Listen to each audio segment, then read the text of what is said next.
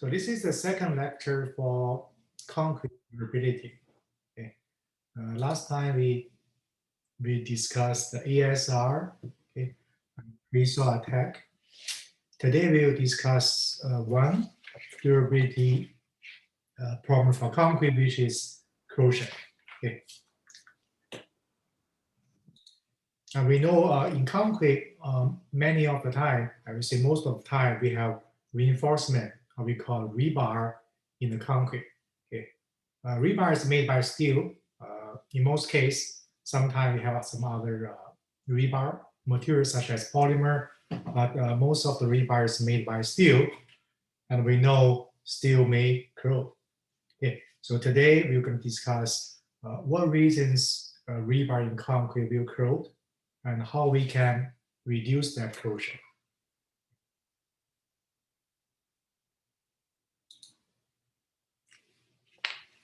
Okay.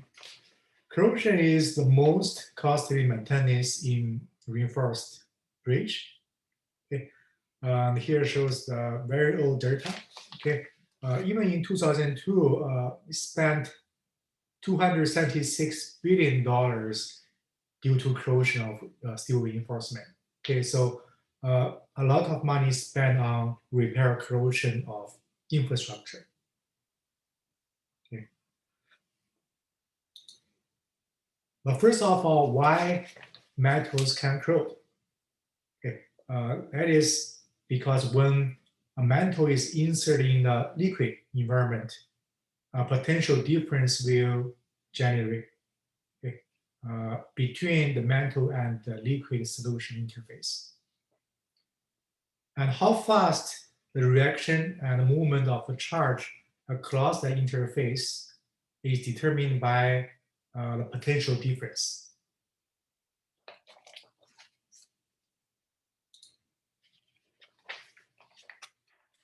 Here answers why we should put steel reinforcement in concrete.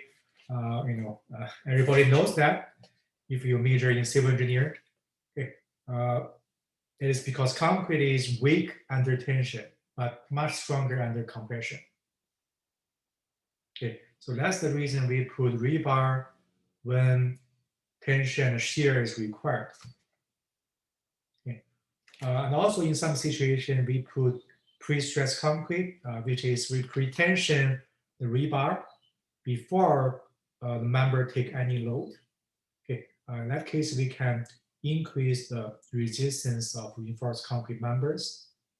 So that is used in many specialized structures such as high-rise building, railroad ties, okay, and so on. So many situations we use steel reinforcement. In typical situation, the surface of the rod or the rebar is bumpy, deformed. Okay. The reason for that is we want to ensure a good bonding between the rebar and the concrete. Okay. So I think we discussed this before in early lectures. And also between the rebar and the air, we have a layer of concrete. We call that concrete cover. So that is a crucial barriers between rebar and the environment.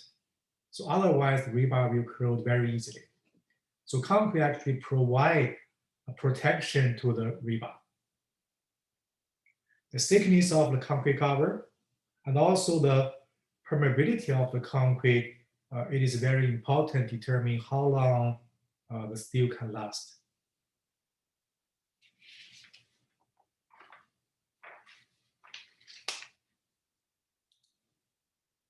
Okay. So this shows the picture of typical rebar.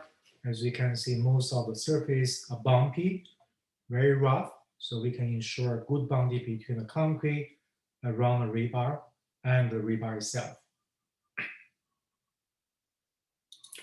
If the rebar corroded, we're going to see the rust, which is in the brown color. Okay, this is rebar. That's the rust around the rebar. Okay. The rust will cause expansion in the solid volume for the rebar. Okay. And that expansion will cause concrete around the rebar to crack. And then even the concrete cover may spot off. like in this picture. The rebar may also lose its cross-section because the steel will become rust. Okay, so the strength will be lower, cross-section will be smaller. So in general, two problems may result from corrosion. Okay. The first one is the steel itself.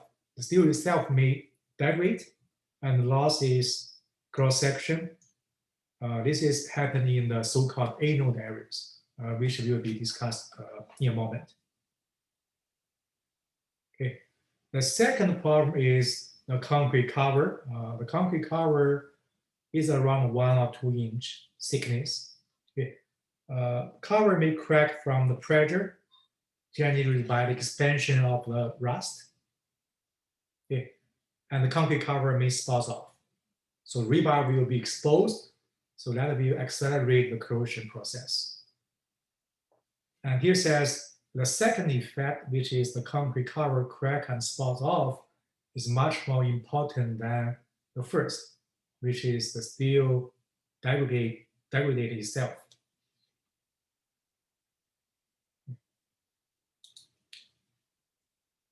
Then let's look at corrosion principles. What happens during the corrosion process? So the process is called a electrochemical process. Okay. The black area is the steel rebar. The blue is the concrete cover. Okay. For corrosion to happen, certain areas of the steel will serve as the so-called anode. Okay. A healthy steel will not corrode because on the surface of the steel, there's a protective film, a very thin film protect the steel from corrosion. Okay. Sometimes some part of the steel surface will be damaged. Okay.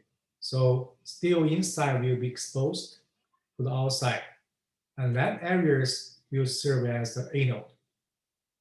So in anode area, steel will lose 2 electrons, become Fe2+. Okay. Then the remaining part of the steel will serve as cathode.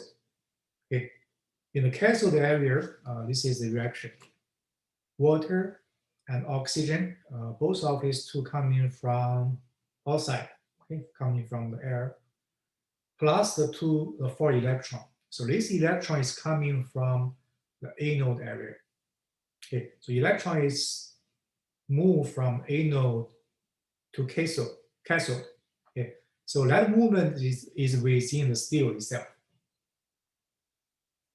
Okay, so in cathode areas, water plus oxygen plus 4 electron, we have 4 hydroxide ion. Okay, so in the anode areas, hydroxide ions is generated, and in the cathode, sorry, and in anode areas, we have Fe2+. Okay, these two will move toward each other, combine, and we have rust. Okay. Another question is how we can make sure the movement of hydroxide and Fe2+, these ions. Okay. As a result, to make iron to move, we have to have electrolyte.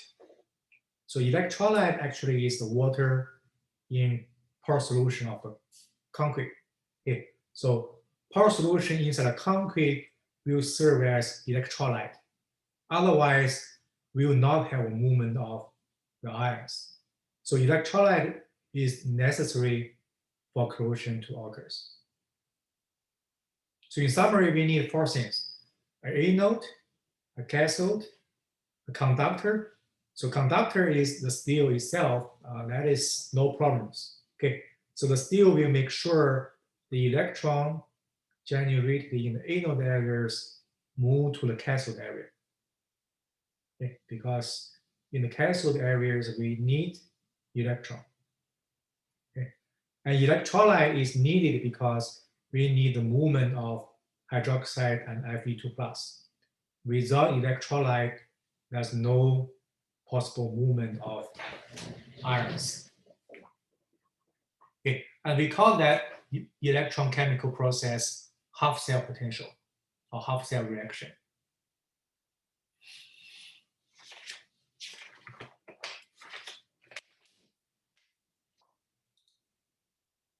So another picture showing us the corrosion reaction. Okay. So cathode, anode areas. So Fe plus is generated from anode, electron from anode to cathode. Okay. And hydroxide ions from cathode toward the anode area. And we need the concrete to be moist, have moisture in the concrete because we need electrolyte for the movement of ions. Healthy rebar will not corrode because on the surface we have Fe2O3, which is the iron oxide. So that is very strong thin film protect the steel from corrosion. Okay. If the thin film is damaged somewhere, then corrosion may happen.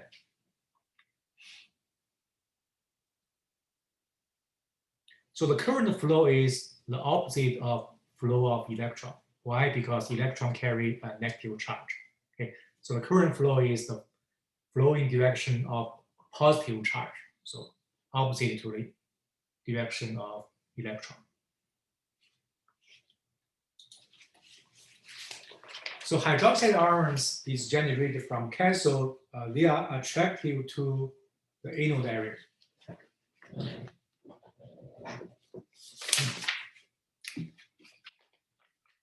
And the current is carried by the movement of hydroxide, which carry a negative charge. So as long as anode reaction proceeds, hydroxide ions will continue to flow into the region of anode, okay, like we can see from here. So hydroxide ions is consumed. In concrete, in healthy concrete, we have a lot of hydroxide. So during the corrosion process, it is consumed and rust will be generated.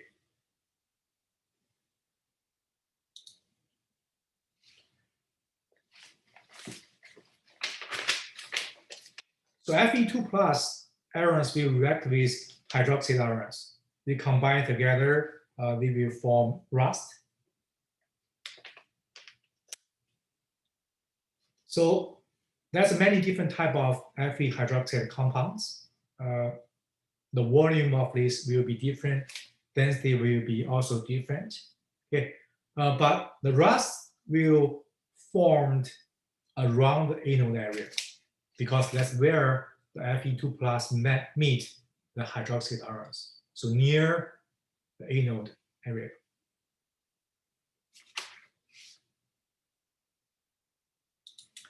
So more words about anode cathode reaction process. So we have two different reactions.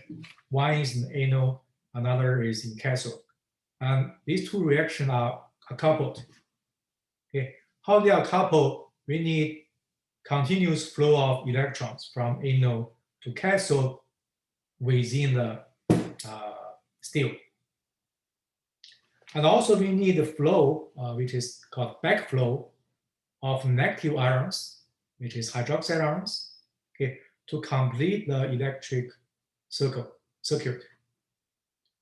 This happens through the solution, so the pore solution within concrete.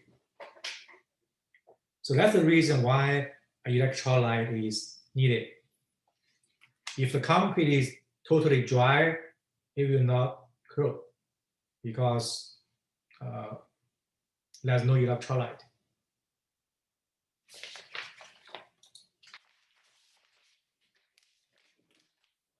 As you can see, the flow of ions, electron, and that will form a current circuit. Okay, so electron move from anode to cathode. So the current direction is clockwise.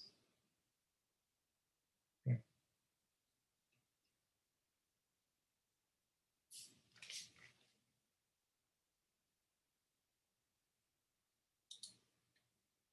And dissolution process of the steel, where the steel will lose 2 electrons, become Fe2 plus. So that happens only in anode areas. Okay, and that's where the steel becomes thinner. Okay, other areas serve as a cathode. The steel will not change. So the steel area, the cathodic areas are protected against loss. Okay. And because the cathodic reaction produce hydroxide ions, okay, higher pH condition will slow down or even stop the reaction. Okay, why? That's the reason. Okay, so go back to the slides here. So here shows the cathodic reaction. So 2 water plus 1 oxygen plus 4 electron, we have 4 hydroxide. The direction here shows only from left to right, but actually it can also from right to left. Okay, so that's when we increase amount of hydroxide ions. Okay, so that will try to push the reaction from left to right to right to left. Okay, so cathodic reaction may be slowed down or even stop.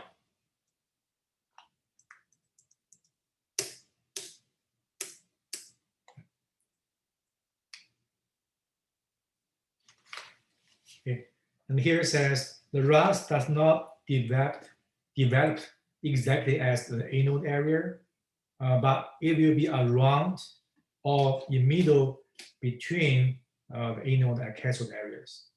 Okay, because hydroxide moving from cathode to anode, Fe2 plus from anode to cathode, so they will meet somewhere in between. So that's where the rust is formed.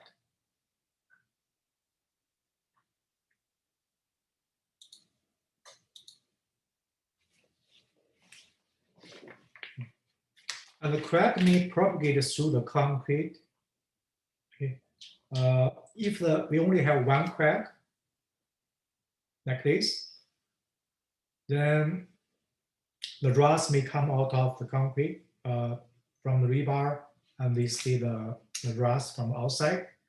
If we have 2 cracks, like this called naked crack, then the whole concrete cover may spout off. Okay, so that will expose all the rebar, and that will greatly accelerate the corrosion process. Okay, so the second case is much more severe. Like we can see from here, the rebar in the bottom is totally exposed.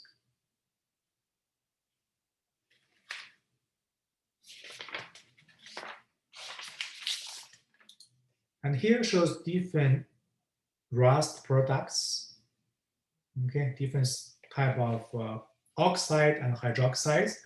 The volume are quite different. Okay, so all of these belong to corrosion products. Okay.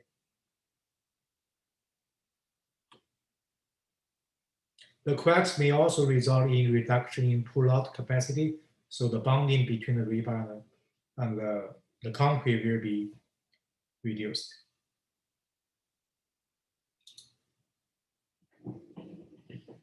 For corrosion to occur, we need both water and oxygen because the cathodic reaction needs both water and oxygen.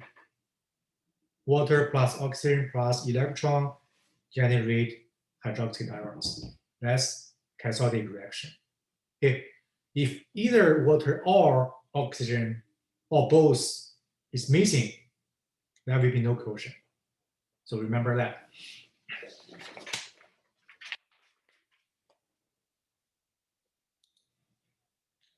So that's the reason why the worst corrosion occurs in the water level, or the so-called splash zone. Okay, anybody want to have a guess?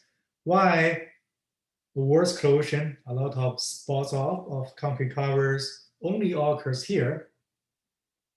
Below the concrete, below the water level, the pile is much better, and also above the water level.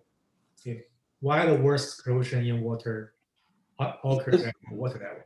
Yes. Is it because that's where the water is in contact and air at the same time? Okay, so what happened below the water level? So below the water level, we have a lot of water, right? But the oxygen is low. Okay, above the water level, a lot of oxygen, but much less moisture. Only at the splash zone, okay? Dry and wet, dry and white, so there's plenty of both water and oxygen. Okay, so good answer, David.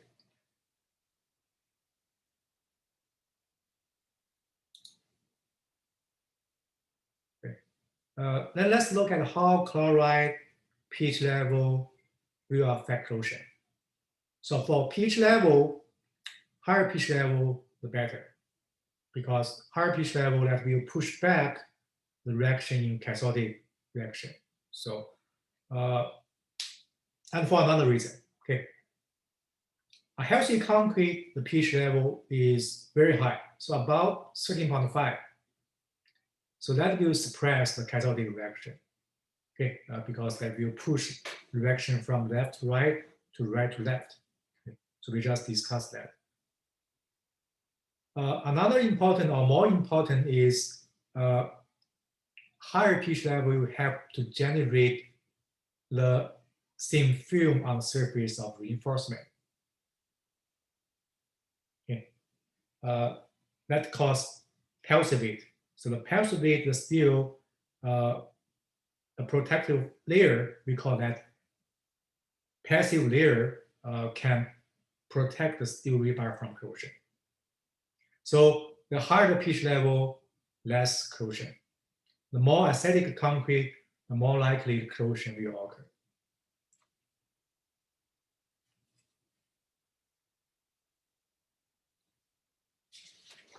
Carbonation is the reaction between CO2, which coming from the air, with, for example, calcium hydroxide in concrete. So that will generate calcium limestone, CaCO3, okay, and consume hydroxide ions. Okay. So because of carbonation, the pH level in concrete will be lower. Okay. If the pH level is less than 9, then likely corrosion may occur. Okay. Because if the pH level is lower than 9, the passive layer, the passivating film cannot be maintained. So corrosion will begin.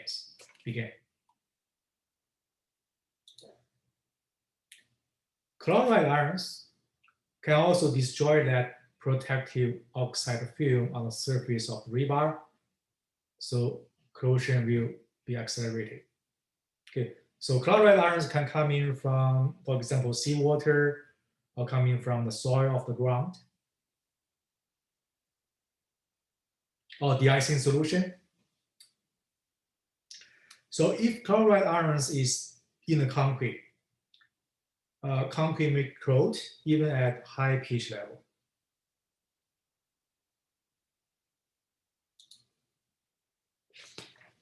Here show the combined effects of chloride and corrosion and pH level on corrosion of reinforced concrete.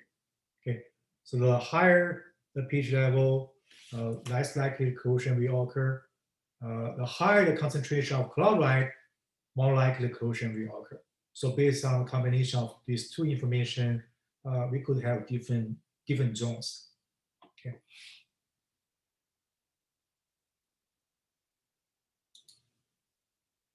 Right.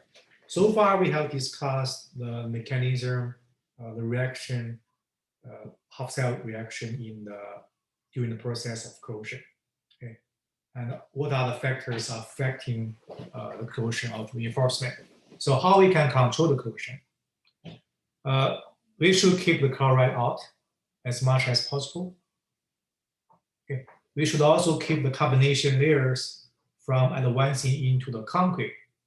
So how we can do that? So we can do one, reduce the permeability, because the permeability of the concrete reduce the carbonation will be slowed down because the carbonation coming from CO2. CO2 is coming from the air. Okay. We can also increase the thickness of the concrete cover. Okay. So that take a longer time for carbonation to reach the rebar. We can also do surface treatment. That's the surface treatment for the concrete by coating membrane penetrating sealers. So basically, also reduce the concrete permeability. We can also do rebar treatment by using epoxy to coat rebar or galvanize the bar. So galvanize means we apply a very, very thin layer of zinc, for example. So galvanized bar will protect the steel inside from corrosion. Zinc will be consumed, or we call that sacrifice. Okay. Why that's the case? All right. So because zinc is more reactive compared with steel. Sometimes people also attach alumina to the steel rebar. Okay. So when we attach two metals, the more reactive metals will be served as anode. Remember, in anode areas, the metal will lose electron and become ions. Okay. If we apply a zinc layer on the rebar, or we attach alumina to the rebar, okay, then the zinc or alumina will serve as the anode. Remember, in cathode areas, the metal will be protected. So we call that cathodic protection. Okay. Or we can use non-metallic rebar. Then, of course, the rebar will not corrode.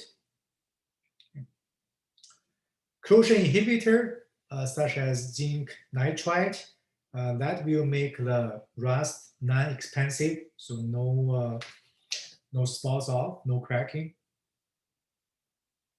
Okay. We can also apply a current, for example, using the battery. So that current will provide electrons. So that is also belong to a kind of cathodic protection. Okay. So corrosion control is very, very complicated. In some universities, they have a whole class just discussed corrosion of steel.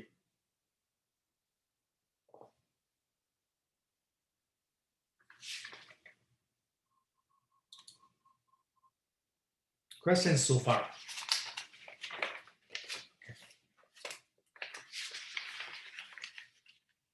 The final part we'll discuss how we can measure the corrosion of reinforcement. Okay. So we'll discuss two methods. So first of all, the corrosion potential of the steel reinforced concrete can be measured as the voltage between the steel and a reference electrode. Okay, typically we use copper sulfate. Okay, so we measure the potential difference between the steel and the reference electrode. And from there, we can guess corrosion probability. Okay. We call that method half-cell potential measurement. Okay. So that's the setup, the system to measure the half-cell potential. We have voltage meter here, and we have a reference electrode. Typically, it's copper sulfate. Between the concrete and the reference electrode, we have a sponge. Which is saturated with water, with not water, copper sulfate solution. Okay. At the other end of the voltage meter is connected to the rebar. Okay, so we have to do that, and then we measure the potential difference. Okay, here just show some of the pictures, which is one of the project I did using the half-cell potential method. This is the Tiger Creek in northern part of northern part of California. Around 2008, 13 years ago, we tried to measure the corrosion of the reinforcement inside the concrete. So that canal has around 80 years old. Okay, so we use the half cell potential to measure the corrosion of the rebar. Okay, it's very cold. Probably you can see that a lot of snow. So the sponge actually freeze. So the copper sulfate solution is freeze. That may affect the results. Okay. So from the half cell potential, we measure the potential difference. Okay, and based on the potential difference, we can give a probability for corrosion. Okay, so pay attention for that. This is corrosion probability. Okay, larger than minus 200 microwattage, less than 10% of probability. Okay, and you can read from that table.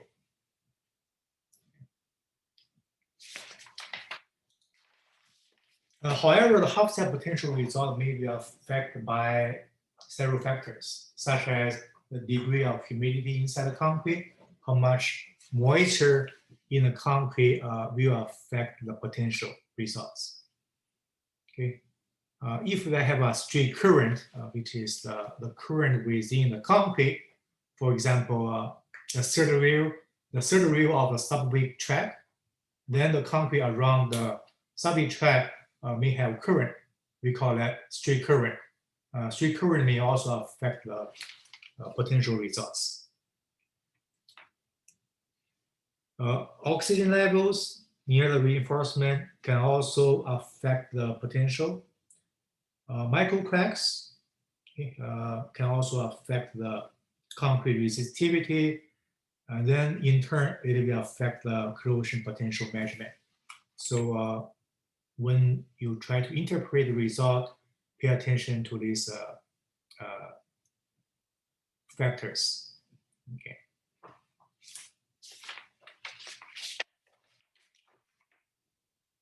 So that is half cell potential. The next one is called polarization curve, okay, or linear polarization method. That method can measure the corrosion rate, or how fast the corrosion occurs currently. Okay. So in the half cell potential method, we measure the probability of corrosion. Okay, so pay attention to the difference between these two methods. Okay. So that's the setup for polarization curve.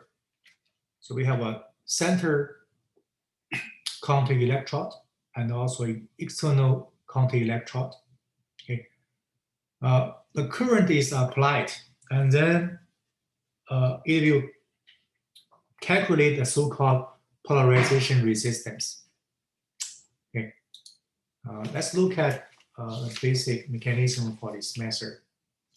So electron potential difference between the rebar and electrolyte is the driving force, is the reason for the charge to occur. So the higher the potential difference, the faster the corrosion rate. Okay. An electrode potential will change with the corrosion reaction rate until a so-called equilibrium state called E core is achieved. Okay. Okay. And then the least potential in the anode areas and the cathode areas,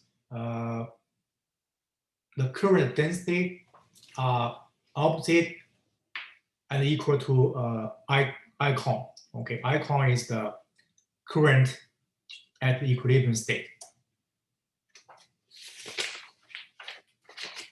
And the over potential is the difference from the steady state condition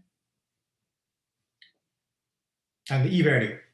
Okay, so over potential at anode, this is over potential at cathode, That's the difference between E value and econ. Okay, again, econ is the equilibrium state potential. And that one can be measured. Okay, so a current is applied. So in this figure, the x-axis is log I is the current. So current is applied. In the y-axis shows the over potential, epsilon A and epsilon C, over potential in A node and cathode area, which again can be measured. So current is applied, then over potential is measured, and then we have the curve. Okay, we can measure the slope of the curve, which will give us an indication of corrosion rate. Okay.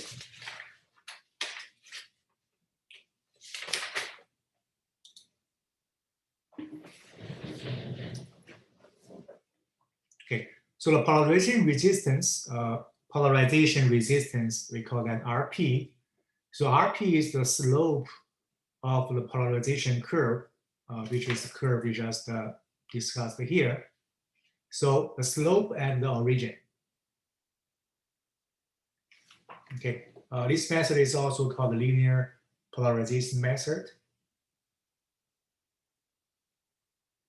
Okay, so again, applied A node and cathode curve, we measure the over potential, and based on the data points, we plot the curve, and based on the curve, we measure the RP, the polarization resistance at the origin point. Okay, so the slope and origin of the curve defined as polarization resistance RP. Okay, so RP is the correlation, is a function of icon. Okay, the current applied. So based on RP, we can give a rate of corrosion. Okay, from very high, low, or passive, based on the corrosion penetration. Okay, or based on the polarization resistance RP. Okay, so within a certain value, we can estimate the rate of corrosion. The last column shows the corrosion penetration. That means for each year, how many micrometer the corrosion will go deeper. Okay? And based on that, you can estimate how many years before the corrosion will occur in certain type of concrete. Okay.